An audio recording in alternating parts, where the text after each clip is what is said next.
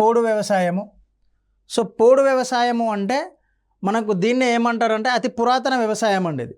So దీన్ని విస్థాపన వ్యవసాయము అని కూడా పిలుస్తారు.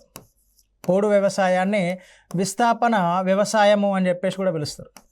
ఇంగ్లీష్లో అయితే స్లాష్ అండ్ బర్న్ అని చెప్పేసి కూడా పిలుస్తారండి. విస్థాపన వ్యవసాయం. సో ఎక్కడైతే గిరిజన ప్రాంతాలు లేదంటే అటవీ ప్రాంతాలు అధికంగా ఉన్నాయో ఆ ప్రాంతంలో ఏం చేస్తారు అంటే, సో ఇది గిరిజన ప్రాంతాలు లేదంటే కొండ ప్రాంతాలు అనుకోండి, ఆ ప్రాంతంలో మనకు అడవులను నరికేస్తారండి. సో ఈ ప్రాంతంలో ఉన్న అడవులను నరికేసి అక్కడ వ్యవసాయం చేస్తారండి. అక్కడ సారవంతమైన అంటే సారం కోల్పోగానే, ఆ భూమి సారం కోల్పోగానే ఆ ప్రాంతం నుంచి ఇంకో ప్రాంతానికి వెళ్తారు, మళ్ళీ అక్కడ వ్యవసాయం చేస్తారు. ఇక్కడ నుంచి ఇటు షిఫ్ట్ అవుతారు. దీన్ని ఇంగ్లీష్లో అందుకే షిఫ్టింగ్ కల్టివేషన్ అని కూడా పిలుస్తారు. ఓకే, సో ఇక్కడ నుంచి ఈ ప్రాంతానికి షిఫ్ట్ అవుతారు, మళ్ళీ ఇక్కడ వ్యవసాయం చేస్తారు. ఇక్కడ నుంచి సారవంతమైన భూమి కోల్పోగానే మళ్ళీ ఇంకో ప్రదేశానికి షిఫ్ట్ అవుతూ ఉంటారు. సో ఈ విధంగా ఒక ప్రాంతం నుంచి ఇంకో ప్రాంతానికి వెళ్ళి వ్యవసాయం చేస్తూ ఉంటారు.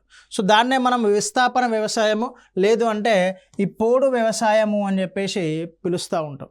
సో ఎక్కడ కనిపిస్తుంది అంటే మనకు ఎక్కువగా అంటే, సో కొండ ప్రాంతాల్లో మనకు కనిపించే వ్యవసాయం ఏది అంటే పోడు వ్యవసాయం అండి. సో ఈ ప్రాంతాలు ఎక్కడ ఎక్కువగా ఉన్నాయి?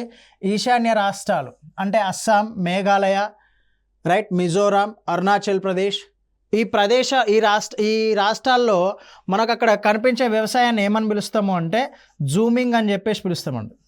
జూమ్ వ్యవసాయము లేదంటే జూమింగ్ వ్యవసాయము అని చెప్పేసి పిలుస్తూ ఉంటాం. సో మనకు తెలంగాణలో ముఖ్యంగా ఎక్కడ కనిపిస్తుంది అంటే ఆదిలాబాద్, మహబూబ్ నగర్ ప్రాంతాల్లో కనిపిస్తుంది. సో ఎక్కడైతే గోండులు, చెంచులు ఉన్నారో ఆ ప్రాంతాల్లో అంటే అటవీ ప్రాంతం విస్తరించి ఉండి గిరిజన ప్రాంతాలు ఎక్కడైతే ఉన్నాయో ఆ ప్రాంతాల్లో మనకు ఈ రకమైన వ్యవసాయం అనేది కనిపిస్తూ ఉంటుంది.